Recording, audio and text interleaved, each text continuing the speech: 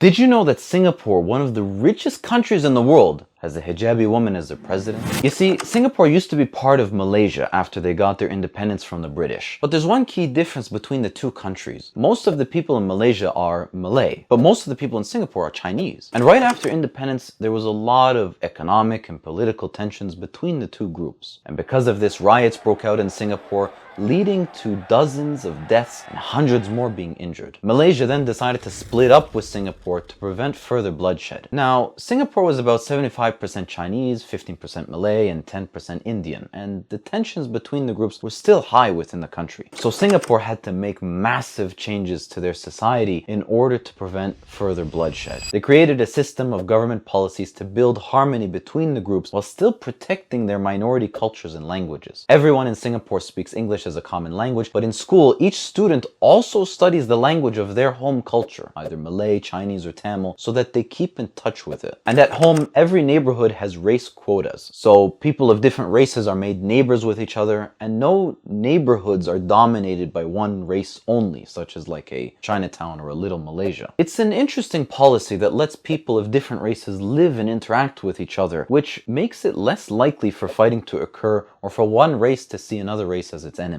And these policies carry up to the political sphere, where you have a lot of Muslim politicians that are ethnically Malay or Indian, such as Halima Yaqub, an Indian hijabi Muslima and the current president of Singapore. And while she was the first hijabi to be president in Singapore, she's not actually the first Muslim president. In fact, the first president of Singapore was also a Muslim by the name of Yusuf Ishaq. He served 3 terms as president, and the only reason he left office was because he had a heart attack and passed away. And to think, there are still so many people out there that say Muslims should never become leaders, otherwise we'll all be oppressed and poor. I think Singapore, one of the richest countries in the world, has something different to say. And as always, like and follow for more Muslim facts.